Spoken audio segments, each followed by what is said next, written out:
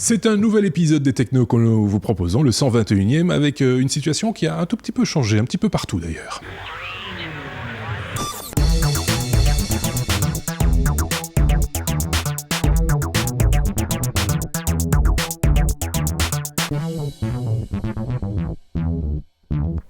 Situation qui change un tout petit peu, vous l'avez peut-être remarqué, je suis dans un autre environnement, en tout cas ceux qui ont la vidéo s'en rendent compte. Déjà je me trompe dans mes boutons, donc ça s'arrange pas, donc voilà. Changement de contexte un petit peu de ce côté-ci, changement de contexte également, en tout cas en évolution du côté de chez Xavier qui effectivement, j'ai une nouvelle softbox pour avoir un éclairage un peu plus naturel. Voilà. Je reste toujours un petit peu jaune, mais voilà. Ouais, mais j'ai une nouvelle webcam, la Logitech C925E. Ouais. Et dont on fera peut-être un test. Peut-être on en parlera un jour, mais voilà. Vous avez remarqué, c'est Xavier, et puis de ce côté-ci, on a Benoît qui, lui, n'a pas changé de contexte. Lui, il est toujours studio d'Harcourt. C'est l'avantage d'avoir un truc fond comme ça, voilà. Tu vois, derrière, ça change, mais tu vous en rendez pas compte. C'est ça. Studio Harcourt, look, je serais tenté de dire. Alors oui, je sais, ça résonne un tout petit peu chez moi, normalement, c'est normal. Il y a quelques... avec le nombre de fois où tu nous as fait le reproche que ça résonnait chez nous, franchement, voilà, monsieur... Voilà comment ils sont. Vous l'avez remarqué, c'est toujours la même chose. On ne peut pas faire de critique ici. C'est terrible. Tout ça va s'améliorer au fil du temps. En tout cas, en ce qui concerne le contenu, ça ne change pas. Zut, alors diront peut-être certains. Tant mieux, diront d'autres. On espère qu'en tout cas, tout le monde sera satisfait en bout de course.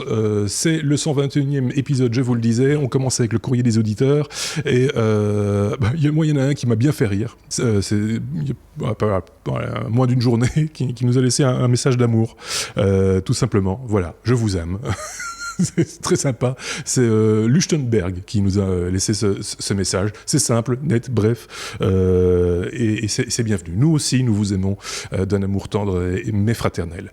Xavier, toi aussi, tu avais un message.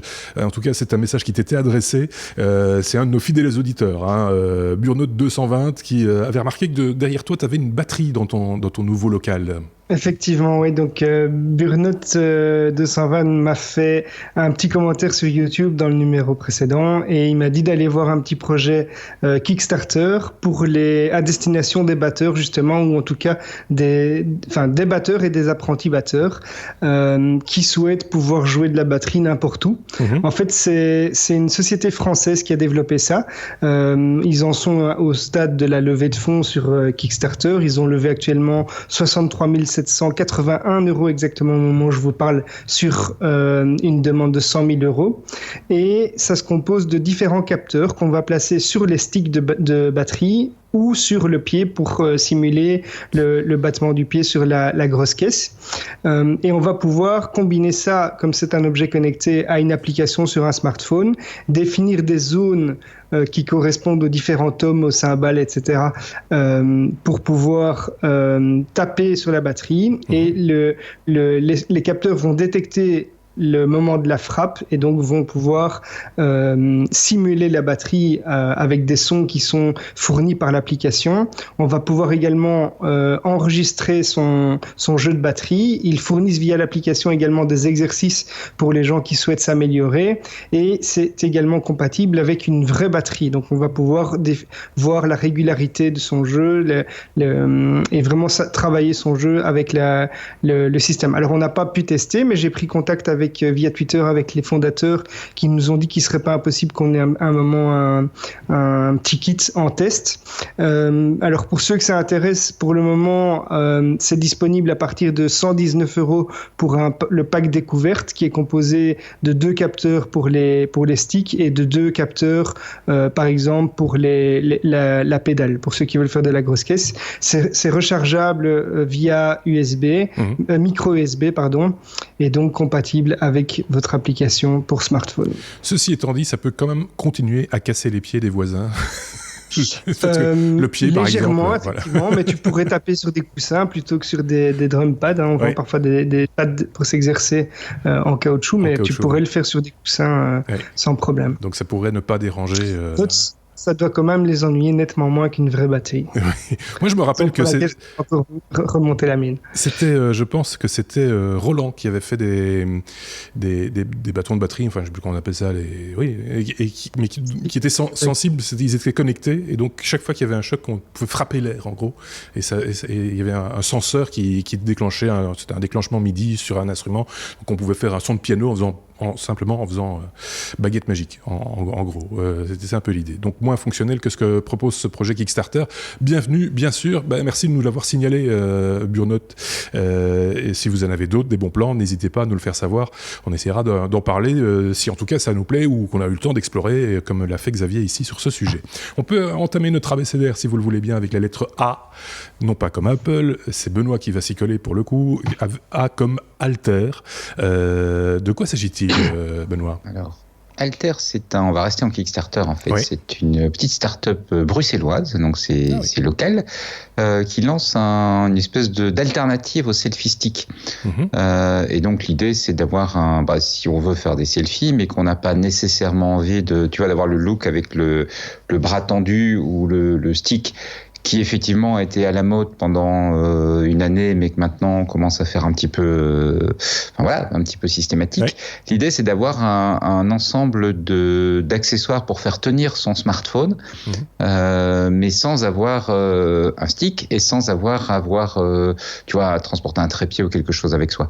Donc c'est une petite attache qui va venir tenir le smartphone avec un aimant dessus, et donc du coup déjà tu peux le mettre sur un poteau, sur une poubelle, sur un objet métallique en fait, et donc après tu te recules un peu puis tu fais ta photo.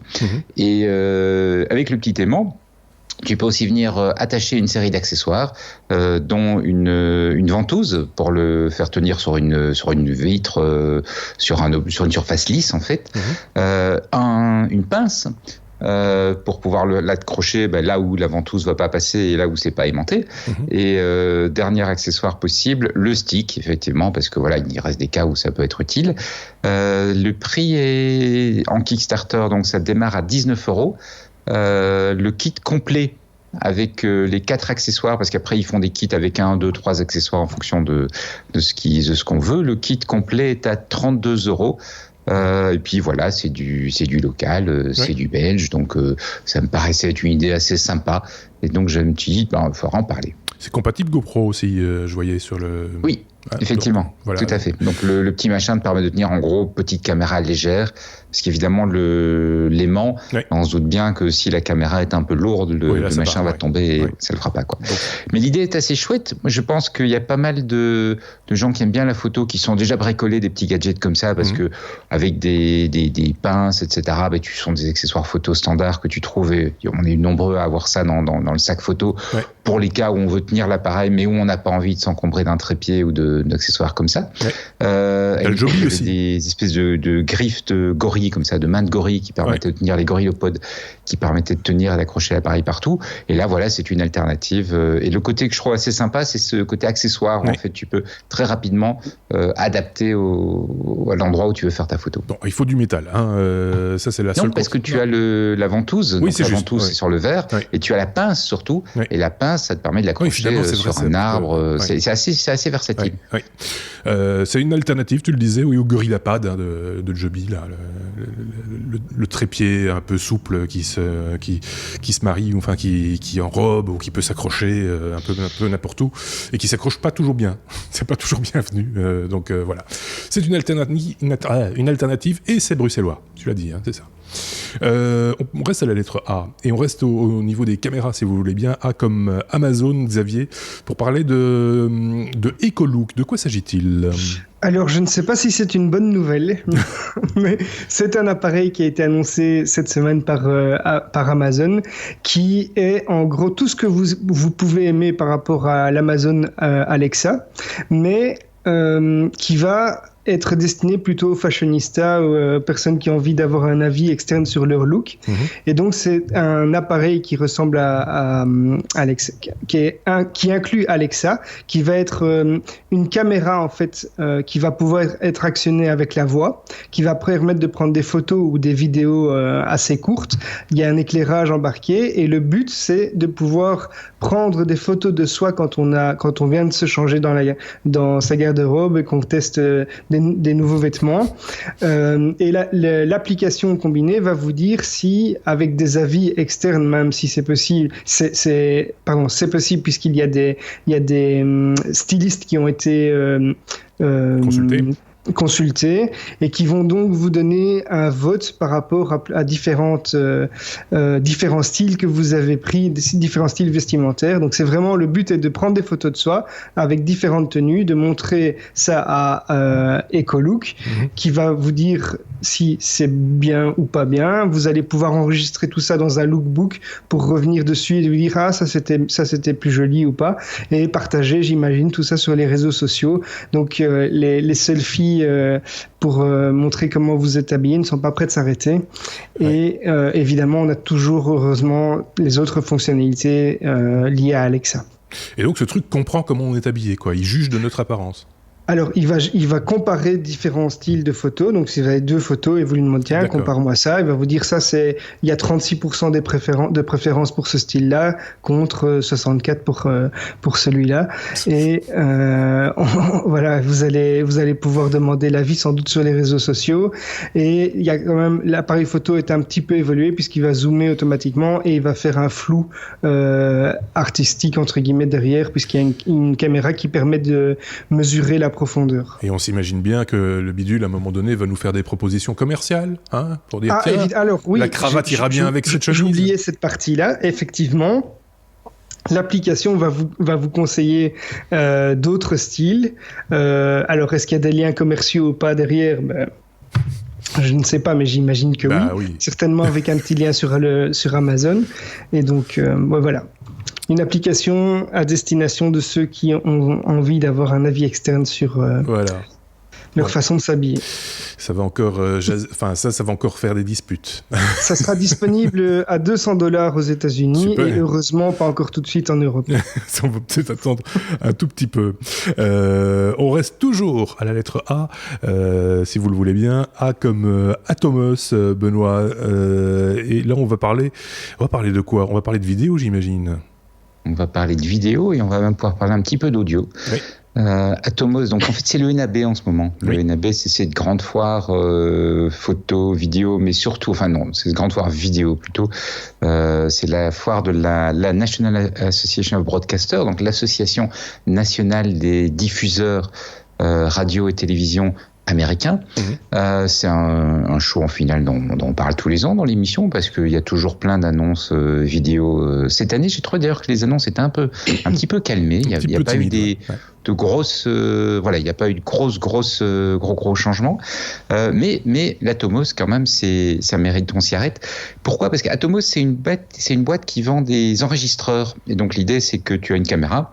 Tu branches un enregistreur dessus et tu vas pouvoir comme ça avoir par exemple 2 prises, la caméra fait une fois le film, toi tu vas avoir une deuxième fois. Ça permet aussi de faire parfois un enregistrement de meilleure qualité que ce que ta caméra est capable d'enregistrer en natif. Ça te propose aussi, sur l'enregistreur, il y a un écran et donc ça te permet de voir un petit peu mieux quelque part. Tu as un écran de plus grande taille. Il y a des outils d'analyse aussi d'image. Il y a des outils d'analyse, il y a toute une série d'outils supplémentaires que tu vas pas trouver dans la caméra standard. Donc c'est des produits qui en fait sont assez utilisés. Mais comme les caméras deviennent de plus en plus malignes et de plus en plus efficaces, c'est vrai que le côté enregistreur, c'est bien. Mais on regarde par exemple le GH5 qui a été annoncé récemment, il enregistre avec une excellente qualité en natif. Donc pourquoi est-ce qu'on s'embête à avoir un enregistreur à côté? Et le Atomos, qui ne fabrique que ça, a trouvé une réponse que je trouve assez intéressante. C'est un grand écran. C'est un écran de 19 pouces. Alors 19 pouces, c'est pas colossal pour un écran informatique, mais quand on sait que les enregistreurs comme ça ont souvent des écrans de 5 pouces, c'est quand même un énorme saut en taille. C'est un vrai moniteur. Au sens où tu peux franchement brancher un ordinateur dessus et t'en servir. Et en même temps, ça reste un enregistreur. Donc tu peux brancher 4 caméras dessus si c'est des caméras HD, une caméra si c'est de la 4K. Il va être capable d'enregistrer donc 4 caméras ou une caméra en fonction de la condition de travail. Et il peut également être branché sur un Mac ou sur un autre ordinateur pour te permettre, par exemple, quand tu n'es pas en train d'enregistrer, de basculer pour avoir une deuxième vue sur ton logiciel de montage, voir ce qui se passe. Il est aussi capable de faire mixette, donc tu peux aussi lui dire mélangeur, donc tu peux aussi lui dire tiens, pour le moment, je veux le flux de la caméra 1, je veux passer sur la caméra 2, etc. Et dernière chose, ils ont rajouté, et là, je suis un tout petit peu plus sceptique parce que c'est pas souvent le point fort des produits Atomos, ils ont rajouté une connectique audio qu'ils prétendent comme étant vraiment de bon niveau, qui devrait permettre de se passer justement d'une mixette et d'un enregistreur audio séparé. Mais le coup qui est assez étonnant, je trouve, c'est de voir un enregistreur qu'on a l'habitude de voir comme étant tout petit, qui maintenant devient vraiment un écran. Et d'ailleurs, les images presse qu'ils ont diffusées, c'est des gens qui ont ça comme leur écran sur lequel on branche leur portable. Le support sur lequel on enregistre, c'est quoi ? De la carte SD Je savais qu'il avait posé une question que je n'avais pas pensé de regarder. Je suis désolé. Il était énervant cet homme en finale. En général, c'est du SSD, mais je t'avoue que je regarde vite en vitesse là maintenant. J'ai pas pensé. Oui, c'est des SSD, je confirme. Ce sont des SSD. Tu as 6 connecteurs SDI. Les connecteurs XLR pour l'entrée audio et les connecteurs pour pouvoir brancher l'ordinateur également. Alors juste comme ça à titre d'information, parce que je pense que personne parmi nos auditeurs va se l'offrir, pas tout de suite en tout cas, est-ce qu'on a une idée du prix de cet objet ? 2005. 2005. Je vais revoir ma liste de prix.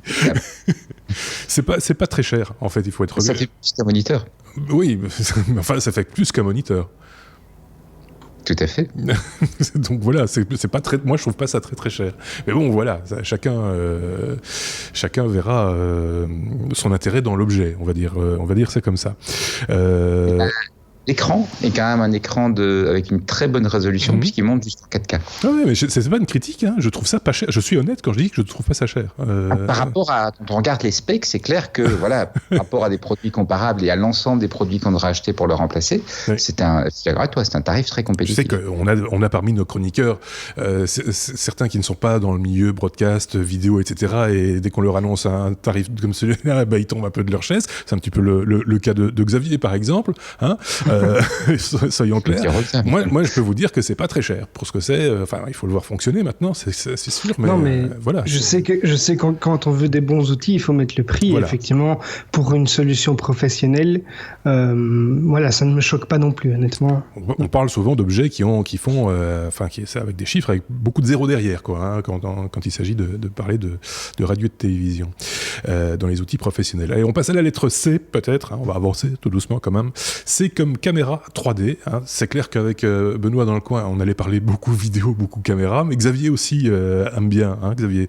On va parler de Google qui lance une nouvelle caméra 3D, mais à 360 degrés. Ça, c'est pas mal. Effectivement. Ouais.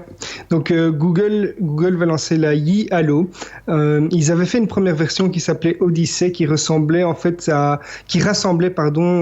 16 GoPro Hero 4 alignés horizontalement en cercle.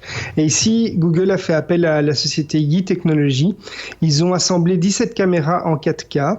Alors pour la fonctionnalité 3D, en fait, ce qu'ils ont fait, c'est qu'ils ont placé 16 caméras à l'horizontale, toujours sous forme d'un cercle, et il y a une caméra au sommet pour les prises de vue ascendantes. Alors ça, il y a une batterie qui a une autonomie de 100 minutes pour filmer en Ultra HD, et donc l'objectif est d'avoir des prises de vue pour les professionnels plus simples en 3D et à 360 degrés, et d'enrichir l'offre de contenu pour le grand public en fournissant du contenu de plus en plus important sur YouTube notamment. Et c'est un objet qui sera là pour le coup un petit peu plus cher. On parlait de matériel professionnel. Ce sera disponible fin de l'été 2017 pour 17 000 €. Ah ben voilà. 17 000 $. 17 000 $. On est enfin dans des tarifs corrects. Voilà. Non, mais c'est clair que bon, c'est le genre de caméra, c'est un usage très spécifique, on l'imagine bien dans certaines conditions, avec des coûts de production qui sont à l'avenant, et donc ça paraît assez logique ce genre de tarif. Ceci étant dit, Benoît, il existe des solutions qui sont à la portée d'à peu près tout le monde. Il faut le préciser aussi. Tout à fait, parce que la même société annonce également la 360 VR, qui est en fait un concurrent du Ricoh Theta.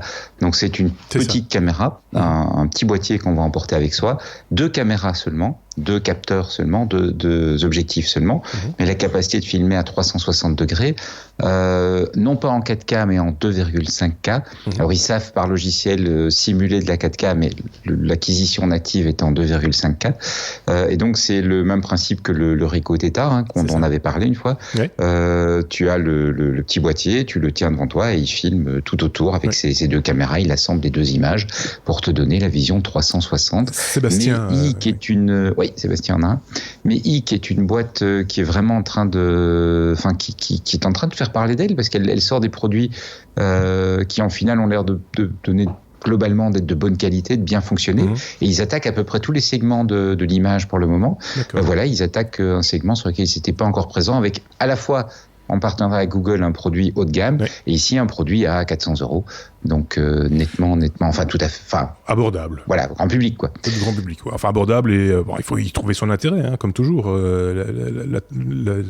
La caméra à 360 degrés, ça n'intéresse pas tout le monde. Il faut être clair. Ça marche pas à tous les coups non plus. Enfin, c'est pas toujours intéressant de faire ce genre de prise de vue, mais on avait vu quand même quelques intérêts quand justement Sébastien nous avait testé la première version de la Ricoh Theta. Je me demande pourquoi il l'a acheté d'ailleurs. Je me demande aussi. Il a des usages un petit peu particuliers, mais ça, on lui posera la question à l'occasion. Ça me vient tout d'un coup comme ça, protopast. C'est difficile le français aujourd'hui, je sais pas pourquoi. On peut parler encore de Ricoh et de Theta, mais la version 4K qui arrive bientôt, Benoît. Alors, on ne sait pas si c'est bientôt, mais par contre, Ricoh a présenté les prototypes effectivement du Theta 4D. D'accord. Parce que le Theta actuellement, il est HD, donc quand on filme en vidéo. Et il y a l'intérêt de l'appareil, c'est vraiment sa forme. C'est quelque chose de très petit, c'est quelque chose qui a une forme qui est assez élégante en plus, qui est assez agréable.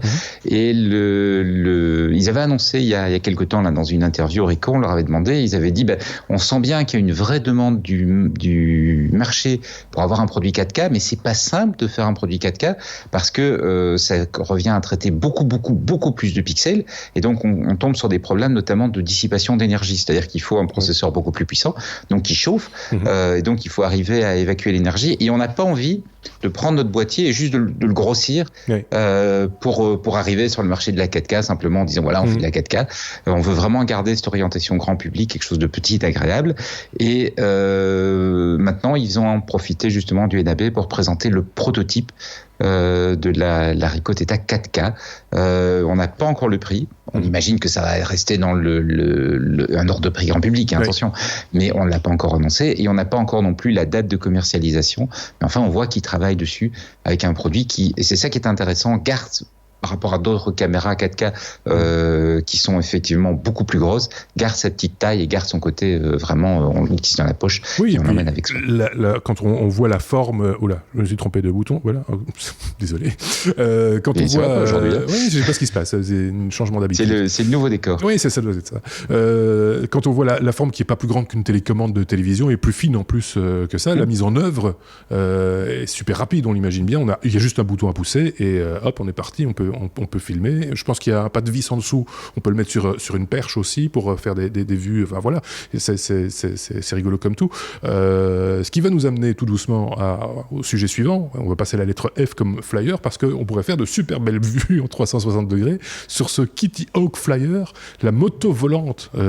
C'est Xavier qui nous en parle. Et ça doit aussi être très rigolo. Oui. Donc là, c'est la société Kitty Hawk dans laquelle Larry Page, le cofondateur et CEO de Google, Google a investi environ 100 millions de dollars, qui a développé un appareil qui s'appelle le Flyer, qui est un prototype d'avion électrique ultra léger qui permet de voler au-dessus de l'eau. Alors c'est un appareil qui est composé, ça ressemble pour ceux qui n'ont pas l'image, à un gros multicoptère avec 8 rotors sur lequel vous êtes assis en plein milieu, qui peut atteindre 40 km/h et en dessous duquel il y a 2 gros flotteurs pour flotter sur l'eau quand on se pose. Alors le nom vient du premier avion des frères Wright qui a fait son vol inaugural en 1903. Donc ça c'est pour le petit clin d'œil. Et en fait c'est un appareil qui est apparemment sans permis aux États-Unis et qui est très facile à piloter. Apparemment la prise en main se fait en quelques minutes. Donc en l'état c'est encore vraiment un jouet pour riches, mais on sait quand même que Larry Page veut changer le secteur du transport de fond en comble. Et donc voilà, on se demande encore ce qu'il va en faire à part un gros gadget. Ça coûte combien ? Tu l'as dit ou j'ai pas ? Non, j'ai pas trouvé le prix. C'est un prototype encore. Ouais, on sait déjà que le produit final ne ressemblera pas tout à fait à ça. Mais donc voilà. Bon, on va voir de plus en plus d'objets de ce genre-là. J'ai vu plein d'annonces. On va peut-être en parler plus loin. Je vais pas griller un sujet ou l'autre. Mais Uber, entre autres, a des vues également sur des véhicules volants, et c'est plus de la science-fiction, ils sont vraiment dedans, c'est des choses qui vont apparaître incessamment sous peu. Enfin, sous peu, ça on verra. On était à la lettre F, on peut passer à la lettre G. G comme Google, Xavier toujours. Google qui fait embarquer des clients dans des voitures autonomes, mais cette fois pour de bon. Ce sont de vrais clients, c'est pas des testeurs, quoi. Effectivement, donc on vient de dire qu'ils essayaient de moderniser un peu le secteur du transport. Ici, ils ont fait l'annonce qu'ils avaient commencé à mettre de vrais passagers dans les véhicules autonomes de test. Alors ça s'est fait via la filiale dédiée du groupe Waymo, et celle-ci va d'ailleurs agrandir sa flotte de véhicules avec une commande de 500 monospace Pacifica auprès du constructeur Fiat Chrysler. D'accord. Alors les premiers tests se sont faits vraiment assez discrètement à Phoenix en Arizona, et le test se veut sur des centaines de personnes. Ils vont essayer de recruter des profils et des besoins tout à fait variés afin d'obtenir leurs impressions. Ils vont permettre à ces personnes de faire des déplacements complètement gratuits avec quand même quelqu'un de Google qui sera à côté ou aux commandes entre guillemets, même si c'est un véhicule autonome, pour l'analyse du comportement et des besoins. J'étais parti sur tout à fait autre chose, mes pensées étaient ailleurs. Benoît a peut-être une réaction, lui, à voir par rapport à cette annonce dont vient de nous parler Xavier. Cette voiture autonome, ça te parle ? On voit que ça avance. Ouais. Uber, avec quelque temps, avait commencé avec des taxis. Enfin, des taxis Uber, quoi. Ouais. Qui prenaient des passagers, avec tous les aléas de la technologie telle que Uber l'utilise. Mais ce sont les étapes logiques, je pense, dans la commercialisation, dans la mise en service de ce genre de technologie. Ouais. Hein. On démarre en laboratoire, on fait des essais sur route, et puis on commence à mettre des gens dedans. Et c'est la question que je me pose, c'est que quand tu regardes, tu as des fabricants qui te disent 2025, 2030, 2035, 2040, et puis tu vois ce genre de choses, et tu te dis oui, mais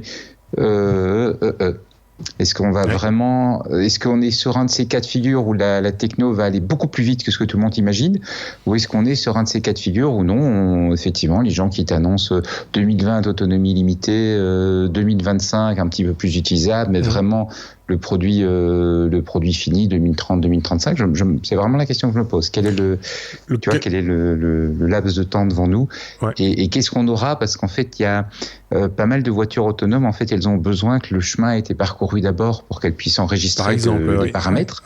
Et donc on va se retrouver une deuxième fois dans la situation qu'on a eu avec Google Street, où ils ont dû passer partout.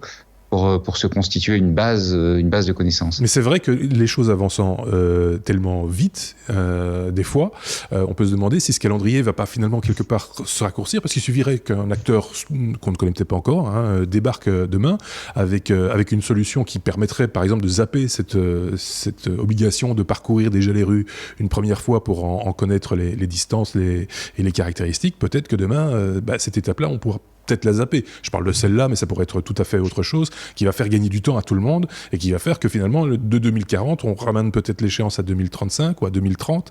Voilà, on peut l'imaginer, non ?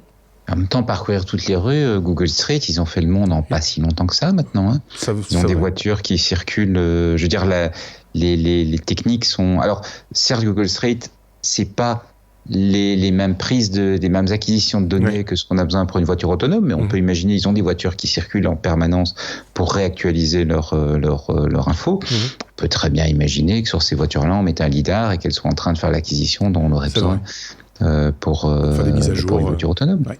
Xavier, tu voulais rajouter quelque chose peut-être ? Oui, mais on voit qu'il y a déjà différents constructeurs qui évoluent vraiment très très fort dans les voitures autonomes. Je pense que ça devient vraiment de moins en moins indispensable de faire un premier trajet, et je serais pas étonné que d'ici quelques années, alors je dis pas que ça se ferait, mais qu'on essaye d'imposer finalement le car sharing avec des véhicules autonomes où les gens ne peuvent plus conduire, et du coup ça limiterait les accidents. Je serais pas du tout étonné de voir des propositions comme ça à l'avenir.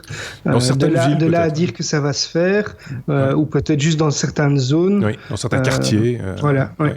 On impose bien des piétonniers, on peut imposer des zones de ce type-là où seules les voitures autonomes et autoguidées, entre guillemets, auraient accès. Ce serait un début. On imagine bien que les choses ne vont pas changer comme ça du jour au lendemain. Je ne serais pas étonné qu'ils fassent un peu de lobbyisme à ce niveau-là. Ah oui, ça, je suis très prudent sur la question des accidents, parce que j'ai l'impression qu'on est une fois de plus en train d'essayer de nous enfumer. Quand tu regardes traditionnellement, le secteur de l'automobile est un secteur qui est extrêmement dangereux par rapport à tous les autres modes de transport, et c'est un secteur qui s'en est toujours foutu de tuer un grand nombre de gens quand tu regardes par rapport à tous les autres modes de transport.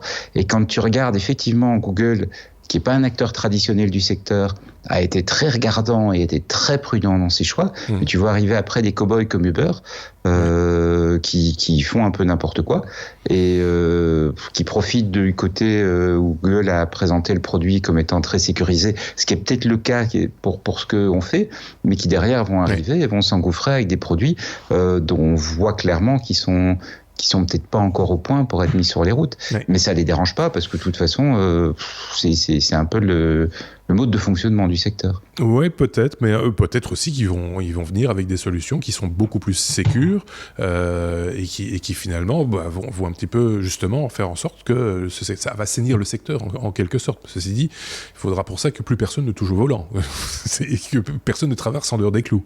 Et ça, l'humain reste ce qu'il est.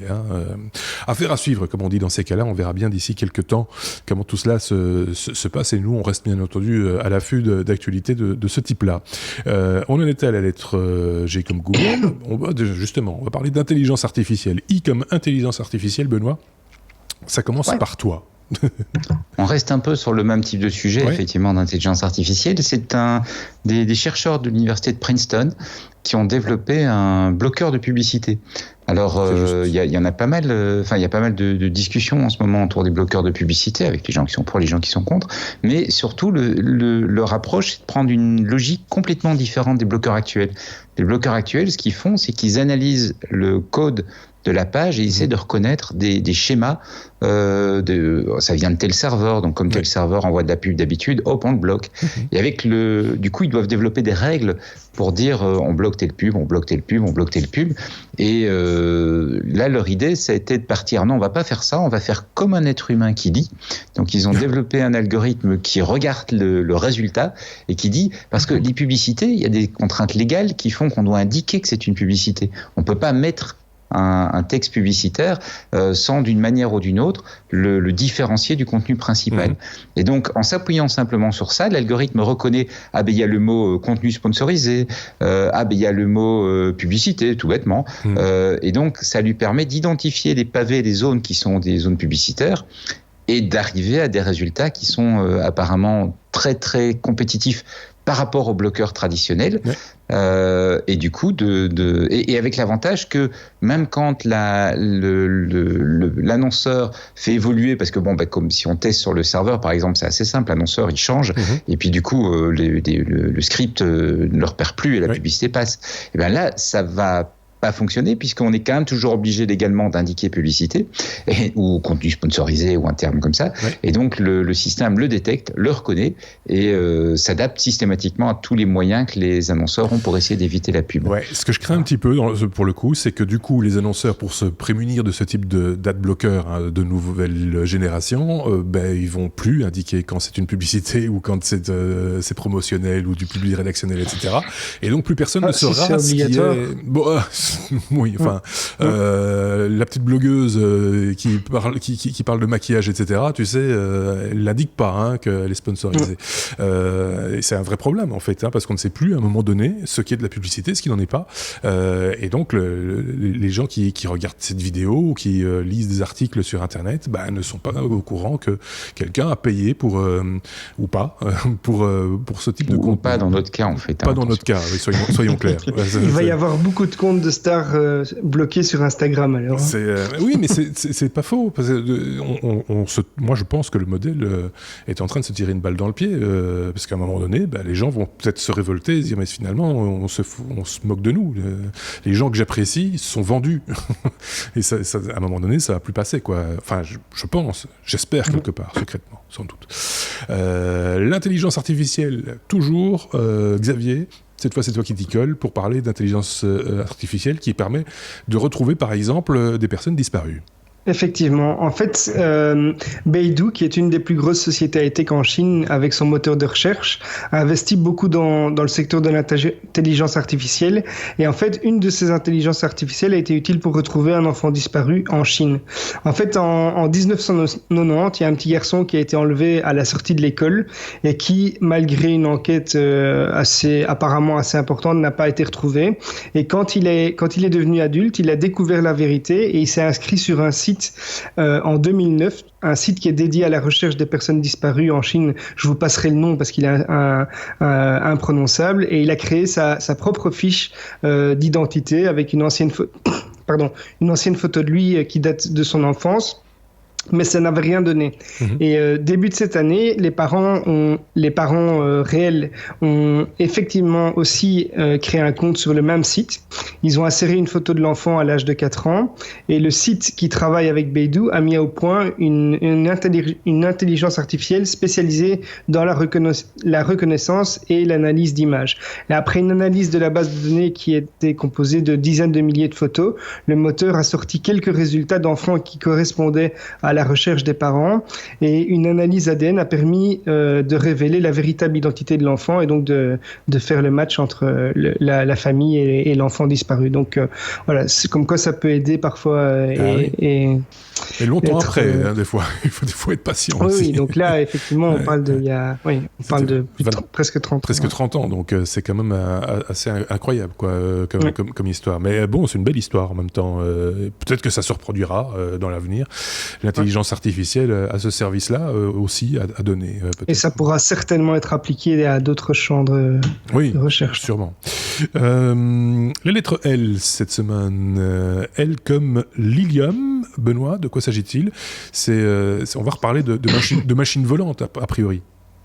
On va effectivement reparler de machines volantes. Lilium, c'est une jeune société qui lance le premier jet électrique. Alors l'idée, c'est d'avoir un petit véhicule volant léger, capable de décoller à la verticale, électrique, et capable de parcourir des distances à 300 km/h. Ce qui est pas mal. Hein. Et le truc, c'est qu'ils viennent de faire le premier test en vol, le premier test réel, ce qui leur permet de prendre de vitesse en fait toutes les autres offres donc Airbus travaille sur des produits similaires, etc. Mais c'est cette petite start-up qui les a battus. Alors ils ont une technique de jet qui est vraiment intelligente. Avec la capacité donc d'envoyer le flux vers le bas pour faire décoller l'engin, puis avec des en modifiant la géométrie des ailerons, ils peuvent rediriger le flux vers l'avant, et du coup le véhicule se déplace parce qu'il a des ailes, contrairement à la moto volante dont on parlait tout à l'heure, ce qui lui permet en fait de parcourir, de ne pas être un véhicule de loisir, mais d'être vraiment conçu comme étant un véhicule de transport. Parce qu'évidemment, le décollage, ça consomme énormément d'énergie, puisqu'il y a l'attraction terrestre qui essaie de faire tomber le machin, et donc tu dois mettre beaucoup d'énergie pour pas qu'il tombe et pour qu'il s'enlève en plus. Et une fois qu'il est en l'air, si tu le maintiens comme ça, comme c'est le cas avec un quadricoptère ou avec un hélicoptère ou des trucs pareils, ça consomme pas mal. Et donc, en l'air, il a des ailes, les flux d'air sont dirigés autrement, ça lui permet d'avancer, et d'avancer comme un avion, en consommant beaucoup moins. Ce qui, pour un véhicule électrique, est assez important, puisque les batteries, c'est lourd, et les batteries, c'est ce qui permet de donner de l'autonomie, et donc il y a une espèce de jeu à essayer de ne pas consommer trop quand on se déplace, pour pouvoir fonctionner assez loin. Il a déjà été prototypé, il existe, il fonctionne? Il existe, il a fait son premier vol. D'accord. C'est pour ça qu'on en parle. Il a fait son premier vol la semaine dernière, si je me trompe pas, ou il y a 15 jours. Donc c'est tout récent. L'idée, c'est un véhicule. Le premier véhicule fait. Oui, c'est l'épisode là. Oui, c'est cette semaine. Donc ce véhicule-là, pour le moment, c'est un modèle 2 places. Et ils pensent aller jusqu'à un modèle 5 places. Et leur modèle économique, c'est d'aller vers une espèce de taxi. Donc l'idée, c'est de faire une espèce de taxi volant qui serait piloté in fine, enfin le proto est déjà piloté à distance, qui serait piloté comme un drone à distance, et donc qui viendrait chercher les passagers, les emmener quelque part, repartir, etc. En évitant un certain nombre de... Enfin, il y a d'autres congestions dans l'espace aérien, tu vas me dire, mais en évitant certaines des congestions et en se déplaçant à du 300 km/h, et le tout avec un véhicule électrique. Ce qui est pas négligeable également. Tu parlais d'Airbus, je pense que le projet qu'ils avaient amorcé a été abandonné récemment. J'ai lu ça quelque part, ça a confirmé éventuellement, mais voilà, c'est parce que de temps en temps, ils font avancer les dossiers et puis ça passe pas, et donc il faut faire autre chose, et donc sans doute qu'ils y reviendront avec d'autres idées, mais en tout cas sur le petit véhicule tel que exposé ici, c'est pour l'instant c'est très compromis. Mais ce ne sont pas les seuls à travailler dessus, hein. Soyons clairs que il y a, semble-t-il, de véritables enjeux sur ce type de véhicule dans les semaines, les mois, les années qui viennent. Je pense on est déjà bien encombré au niveau du sol, on va être bien encombré au niveau du ciel aussi. On est déjà bien encombré au niveau du ciel. Oui, quand tu regardes les situations, c'est déjà pas mal encombré. Mais là, c'est des véhicules qui volent à basse altitude, qui sont des zones où on n'est pas tellement encombré. Ce qu'il faut comprendre par rapport à un quadricoptère ou un véhicule comme ça, c'est que ce sont vraiment des turbojets. Donc ce sont des turbines en fait. Oui, c'est ça. C'est pas des grosses hélices qui tournent. C'est un système de turbine comme sur un avion commercial. Ça fait un petit peu penser ici en l'occurrence, tel que tu l'expliques et tel qu'on peut voir les images, ceux qui nous regardent peuvent voir les images également. Ça fait un petit peu penser à ce jet militaire, je pense que qui est britannique, c'est le Harrier, qui est un jet qui est le seul jet au monde à décollage vertical, et qui a des turbines, des ouïes de turbines qui s'orientent vers le sol pour décoller, et qui après le décollage lance la poussée vers l'arrière pour dans ce cas-là voler comme un avion tout à fait traditionnel. Ça ressemble un peu à ça, hein, ce qu'on peut voir sur les images. Xavier, tu avais un truc à dire? J'ai entendu un son. Non, mais on est plus si loin du film Le Sixième Élément, hein, quand on voit ça, l'encombrement dans les villes par des taxis volants, etc. Je pense que c'était même le 5e. Le 5e élément, pardon, oui. Je confonds avec le 6e sens. Ça doit être ça. Et la 7e clé, ou porte, je ne sais plus. Bref. On en est fini avec le L comme lithium, Benoît, je pense. On peut passer à la lettre S. S comme sound device. On va parler audio cette fois-ci, avec un enregistreur grand public. On verra le tarif après. Un enregistreur grand public justement pour ceux qui font des vidéastes amateurs avertis, on va dire, hein, qui ont besoin de faire de la captation du son sur le terrain. C'est à ça que c'est destiné, je pense. Voilà, exactement. Donc Sound Device, c'est une société qui fabrique des enregistreurs, du matériel audio, d'où le nom Sound Device, Oui. des machins qui font du bruit. Donc au début, ils ont démarré des petites mixettes portables et ils ont une grande gamme d'enregistreurs également. Ce sont des produits d'une très très grande qualité, mais qui sont très chers. Ce sont des produits qui se destinent essentiellement au cinéma. Et donc la qualité est là, mais le prix est également correspondant.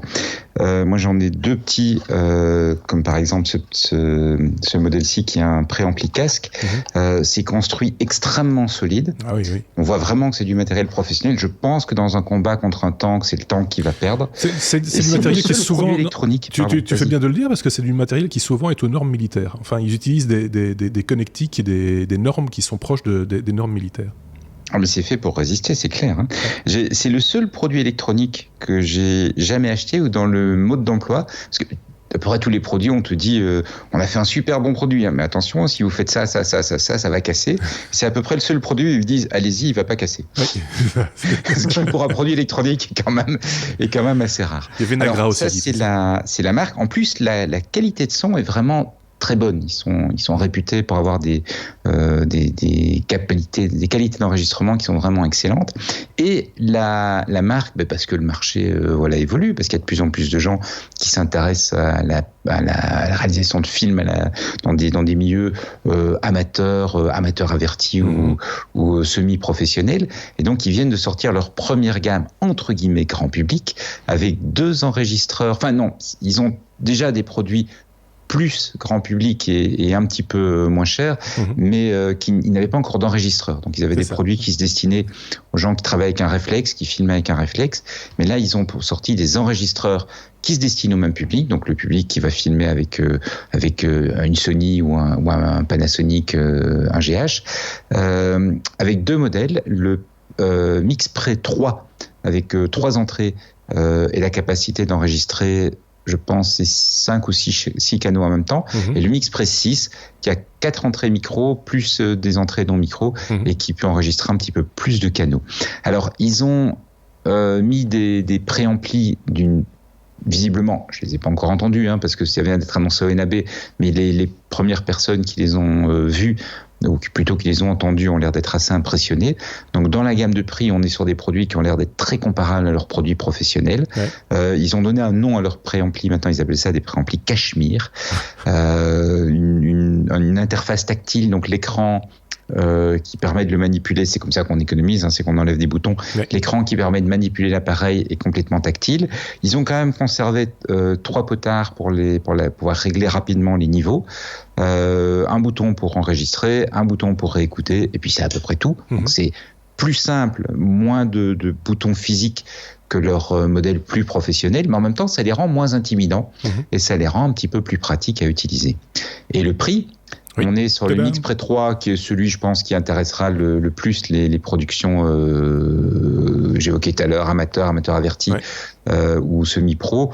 On est à 650 €, et la version MixPre 6, on est à 900. C'est moins cher qu'un tank, hein. C'est pas faux. Mais je pense que c'est un segment tarifaire qui peut intéresser, par exemple, tout ce qui est justement école, tout ce qui est enseignement pour les écoles d'ingénieurs du son, de cinéma, etc. Ou également le milieu associatif qui a besoin de matériel pour faire du film, pour faire du docu, etc. Et qui n'a pas nécessairement de gros budget, parce que c'est vrai que pour l'instant, de plus en plus, les budgets, ils sont en train de fondre et qu'il n'y a plus les mêmes sous qu'il y avait auparavant. Donc il faut faire des choix qui sont des fois difficiles entre du personnel, du matériel. Des fois, il faut beaucoup de personnel pour faire une production, mais à ce moment-là, on n'a plus le matériel. Donc voilà. Donc dans ce cadre-là, ça peut être une solution intermédiaire qui va satisfaire tout le monde, qui sera dans la moyenne, entre guillemets, qualitative de ce qu'on attend dans le cadre d'un tournage, par exemple, pourquoi pas. C'est toujours un petit peu inquiétant, ceci dit, quand des marques connues et réputées, très professionnelles, etc., proposent des produits qui sont un petit peu plus large public ou plus grand public. Ça laisse souvent entendre qu'ils collent quelque part leur étiquette, ou on vende leur marque ou leur logo à un fabricant, un tiers, un chinois ou un japonais qui qui doit vendre sa soupe. C'est déjà arrivé avec d'autres marques que je ne citerai pas, mais dans l'audio, il y en a eu pléthore comme ça à une époque dans les années, fin des années 90, début des années 2000, où des marques très connues, très professionnelles, ont commencé à vendre des objets qu'ils ne fabriquaient même plus eux-mêmes, qu'on collait juste le sticker de la marque dessus, et c'était vendu comme ça, et même un petit peu cher par rapport à la qualité qui elle, par contre, avait vraiment morflé en bout de course. J'espère qu'ici, c'est pas le cas. Les premières, il n'y a pas encore il n'y a pas encore de tests formels puisque le produit vient d'être annoncé au NAB, mais les premiers commentaires, mais qui évidemment sont pris dans le cadre du NAB, donc c'est peut-être pas l'endroit idéal pour être tout à fait sûr, mais les premiers commentaires ont l'air de trouver que le produit est d'un niveau de qualité comparable à un sound device classique. D'accord. Juste pour donner une idée, dans la gamme Zoom, dont on a déjà parlé, qui fait des enregistreurs qui eux visent clairement et ne visent que le marché de l'amateur au semi-professionnel, on est sur des produits qui sont de l'ordre de 200 € plus chers.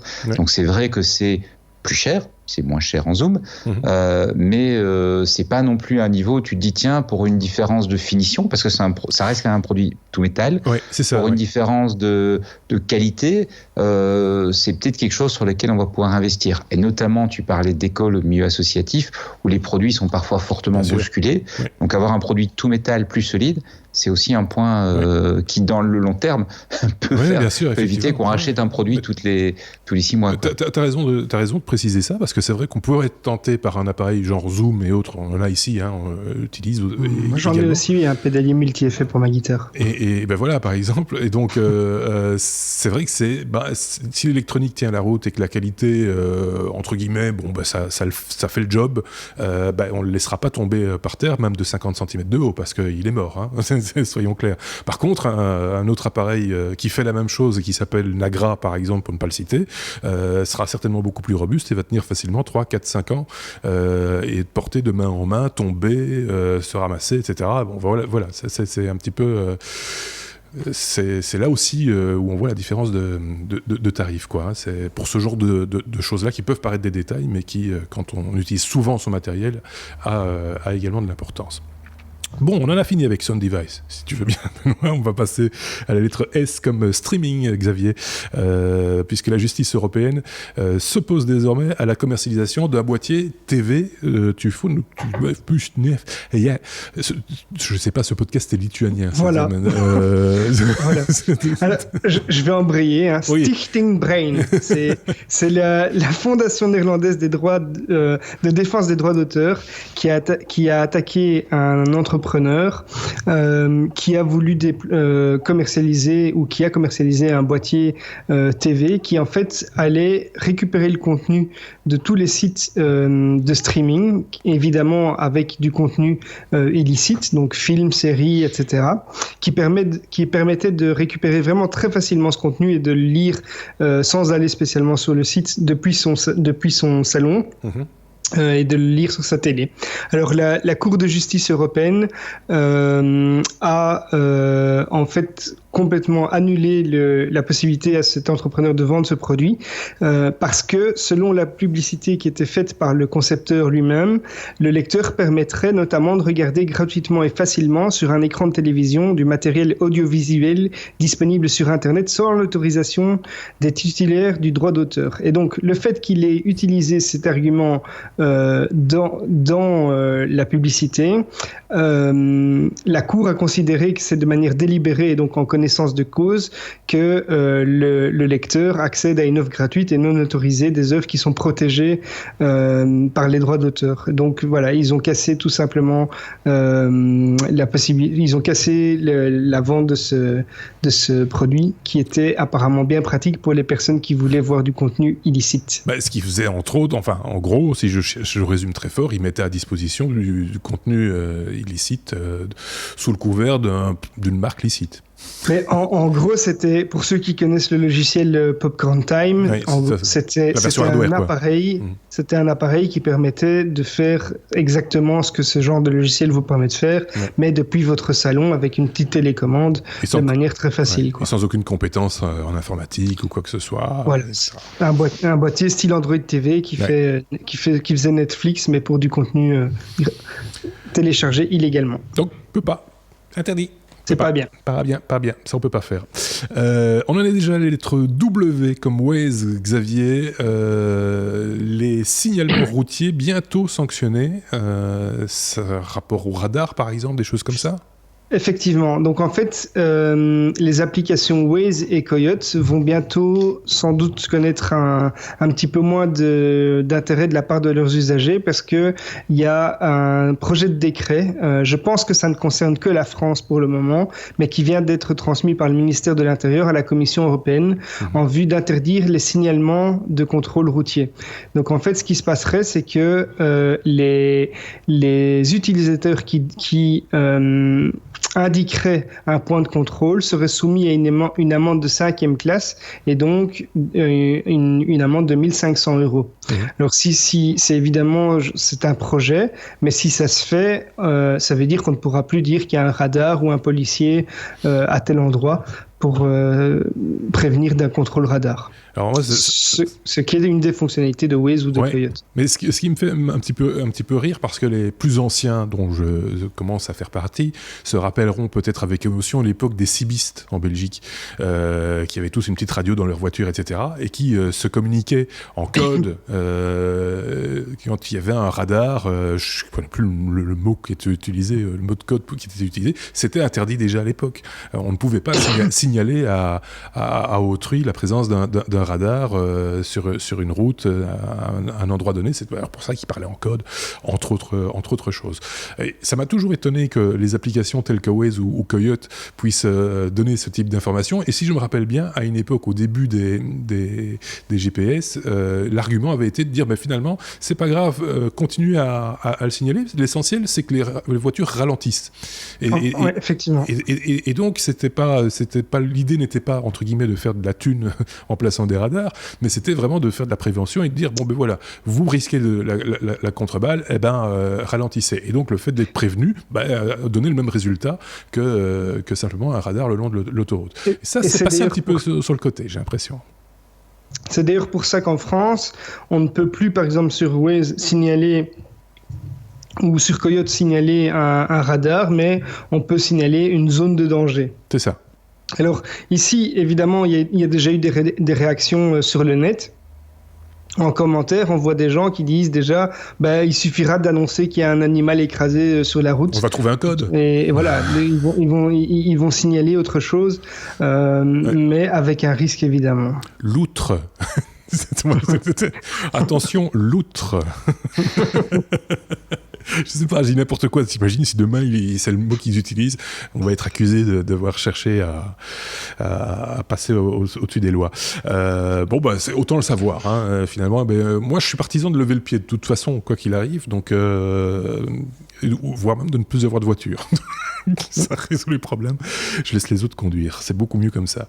On reste à la lettre W déjà. Lettre W comme what the fuck.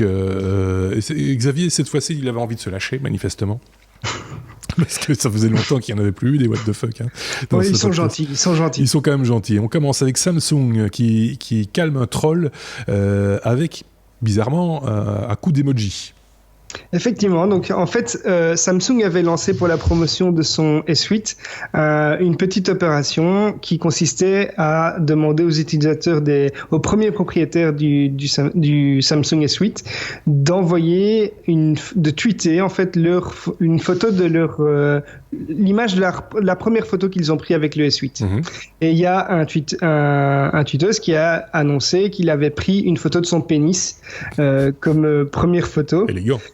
Voilà, élégant. Et ce à quoi le responsable com sur Twitter de Samsung a simplement répondu avec un petit emoji qui était une loupe.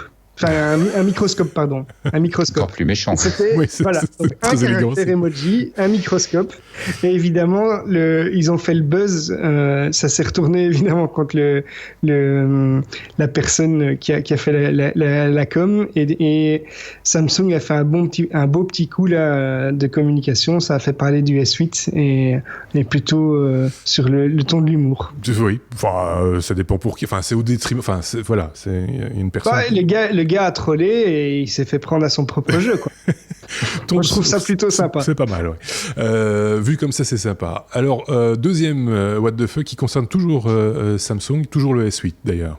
Effectivement, là c'est juste un petit what the fuck. On voit en fait quand on démonte le S8, on voit que sur la batterie il y a un petit pictogramme qui montre qu'on ne doit pas l'approcher d'une flamme, qu'on doit maintenir toujours via une icône la batterie à l'écart de certaines températures, qu'on ne doit pas jouer avec un tournevis parce qu'on risque de s'électrocuter, et il y a une icône avec un chien qui est barré. Donc voilà, on ne peut pas. Je ne sais pas si Samsung n'aime pas les chiens, ou bien on ne peut pas prêter son téléphone à son chien, mais il y a en tout cas une icône avec un chien qui est barré sur la batterie du S8. Mais d'après les explications qui ont été diffusées un petit peu partout, si je ne dis pas de bêtises, la question c'est de savoir que cette batterie est fort mal protégée en fin de compte, et qu'un chien, ça dépend de la taille du chien évidemment, mais qui aurait tendance à croquer tout ce qui lui passe devant la truffe, pourrait se faire très très mal en croquant dans une batterie, pourrait se brûler violemment. Et donc voilà, c'est juste c'est pour protéger le chien plus que le téléphone, je pense. Donc voilà, je pense que c'est surtout ça l'idée. Ceci dit, mettre le petit. Et si on a un chat ou un lapin, ça dépend de la taille de ses dents. J'allais le dire. Je promets à ma femme de ne pas laisser mon chat jouer avec un S8, oui, c'est même ça. s'il n'y a pas l'icône. Mais ce qui est ballot, c'est que l'icône elle est à l'intérieur de l'appareil. Alors déjà, il faudrait que le chien comprenne l'icône, mais arrive à ouvrir l'appareil, ce qui n'est pas gagné du tout. Donc voilà, bon, c'est encore un truc un petit peu particulier. Il faudra qu'on nous explique un jour d'où viennent tous ces. Enfin, on pourra pas dire qu'on n'est pas prévenu maintenant, ceci dit. Moi, ce qui m'étonne quand même, c'est le mec qui vient de recevoir son S8, parce que c'est quand même encore un appareil récent, qui est déjà en train de démonter pour changer la batterie. Oui, c'est ça. Alors je sais que Samsung a une histoire en matière de batterie. Oui, mais c'est peut-être ça aussi. Oui. Mais ceci dit, qu'il y a peut-être quelqu'un qui s'est dit, tiens, je me demande si ce smartphone est bon pour mon chien. Et il l'a ouvert. Ce qui sera assez. Ça tient debout.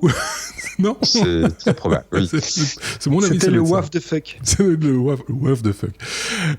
Bon, ben voilà, je pense qu'on a fait le tour cette semaine de l'actualité technologique, en tout cas telle que les technos l'ont vue, c'est-à-dire de ce côté-ci, notre ami Benoît, que nous retrouverons dans un mois à peu près, et puis de ce côté-ci, Xavier, également, que nous retrouverons pour le coup la semaine prochaine déjà, je pense. Je dis pas de bêtises, ou enfin, je n'ai pas vu le planning. Ça doit être correct. Ouais. Ça doit être quelque chose comme ça. Le planning s'emballe quelque peu en cette fin de saison, parce qu'on s'approche déjà du mois de juin. Je ne sais pas si vous avez remarqué. Donc voilà, il va se passer des choses encore au niveau des technos, des hors-séries qui s'en viennent, qui vont être enregistrés prochainement, qui sont déjà en boîte et qui vont arriver dans les jours qui viennent, et on vous reparlera de tout ça très prochainement aussi. On va essayer de faire en sorte qu'ici ça résonne un tout petit peu moins, et que tout ça s'améliore au fil du temps. Pas de problème, on se retrouve la semaine prochaine. À très bientôt. Merci Benoît, merci Xavier. Ciao, ciao. Salut. Salut.